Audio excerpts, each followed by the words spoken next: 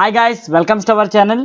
SBTET నుంచి latest update రావడం అయితే జరిగింది. ఏపీ ఎస్బిటెట్ నుంచి అది చూస్తే SBTET AP diploma exams confirmation of the options given by the C16 supplementary students to right the examination at nearest government polytechnic instructions అంటూ మనకి notification రావడం అయితే జరిగింది అనమాట. ఈ నోటిఫికేషన్ అనేది మెయిన్ గా సప్లిమెంటరీ ఎగ్జామ్స్ రాసే స్టూడెంట్స్ కి అనమాట. కాబట్టి తప్పకుండా వీడియోని టిల్ ఎండ్ వరకు చూడండి. వీడియో నచ్చితే లైక్ చేయండి, షేర్ చేయండి, సబ్స్క్రైబ్ చేసుకోండి. గైస్, మనం ఒకసారి ఇదొకటి డౌన్లోడ్ చేసుకోండి. జిప్ ఫైల్ అనేది డౌన్లోడ్ చేసుకున్నాక మీరు ఎక్స్ట్రాక్ట్ చేస్తే మీకు రెండు డాక్యుమెంట్లు అయితే ఉంటాయి. ఒకటి PDF ఉంటుంది, ఇంకోటి ఏమో ఎక్సెల్ ఉంటుంది అనమాట.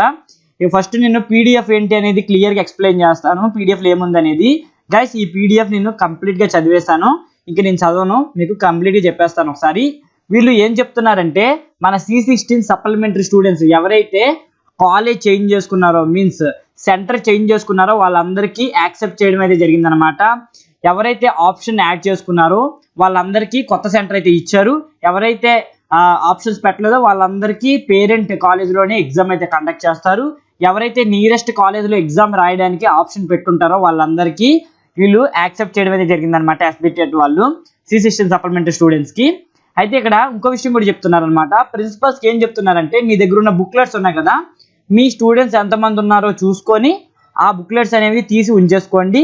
మిగతావి APS RTC parcel service use చేసి ఏవైతే కాలేజెస్ ఉన్నాయో మీ స్టూడెంట్స్ రాయబోతున్నారో ఆ కాలేజెస్ కానీ లేకపోతే డైరెక్ట్గా ఎస్బిటెట్ కానీ పార్సల్ అనేది పంపించాల్సి ఉంటుంది అనమాట. ఇది ఇన్ఫర్మేషన్ అయితే మెయిన్గా వచ్చింది. మెయిన్గా ఎవరైతే C16 సప్లిమెంటరీ స్టూడెంట్స్ సెంటర్ చేంజ్కి అప్లై చేసుకున్నారో వాళ్ళందరికీ కొత్త సెంటర్ కూడా మీద జరిగింది. అండ్ ఇంకో న్యూస్ ఏంటంటే, OMR షీట్స్ మీన్స్ OMR అదేవిధంగా బుక్లెట్స్ ఉన్నాయి కదా, బుక్లెట్స్ అనేవి మీ స్టూడెంట్స్కి ఉంచేసుకొని మిగతావి ఏపీఎస్ ఆర్టీసీ పార్సల్ యూజ్ చేసుకొని పంపించాలని ఎస్బిటెట్ చెప్పడం అయితే జరిగిందనమాట.